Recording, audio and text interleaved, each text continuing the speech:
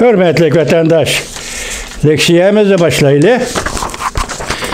Leksiyemiz bunda hürmetli vatandaş. Şimdi bugün çislağış 2021 yıl 2. ayının 21. günü.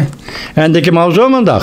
Prezident Joe Biden biz demokratik tüzümlü qoğdaşның tarihi buruluş noktasında turvatımız.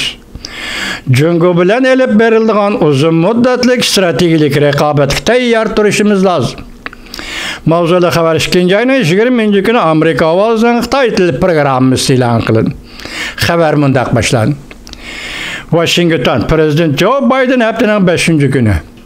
2. ayının 19. günü 7 devlet güroğu yığını notuq sözlep Prezident Trump'ның Amerika avli evzel siyaset devrinin ahırlaşqanlığını ilan kıldı.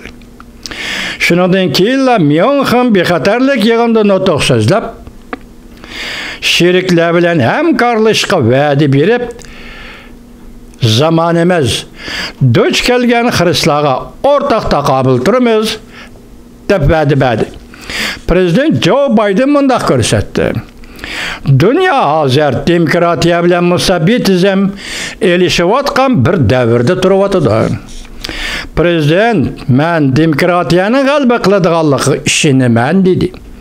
Lekin Amerika ve onun ittifaqdoshları Cüngü bilen uzun müddet keskin elişidigan stratejilik rekabetga tayyar turishi lazım deb ko'rsatdi. Prezident Joe Biden haftanın 5. günü 7 devlet güroğunun ikra yığında notuq sözüldü. Keynidilla München bexatarlik yığınının bir qatimliq yığınında notuq sözüldü. Men bütün dünyaga şundaq deyman, dedi Prezident Joe Biden. Amerika qaytib keldi. G'arbiy Tinch okeani, Ulug' okean G'arbiy Ulug' okean alqıgan ittifaqdoshlar qaytib keldi. Biz keynimizga qaramaymiz. Aldımızga qarab mağımız deb ko'rsatdi Prezident Joe Biden. Okean atlagan ittifaqdoshlar munosabatinin alayda tilga oldi. Prezident Joe Biden xuloslab mundaq ko'rsatdi. Okean atlagan ittifaqdoshlik kollektiv bexatarlik ve ortak güllenişning mustahkam asasıdır.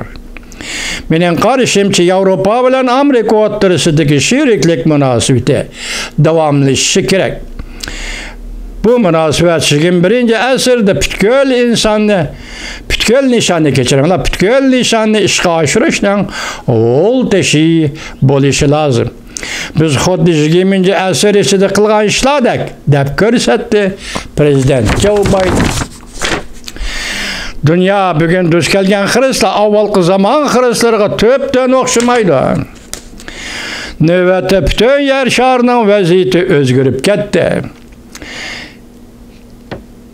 Kishilar hozir kelgusi va navbatdagi dunyoning nishoni to'g'risida munozara qilishyapti.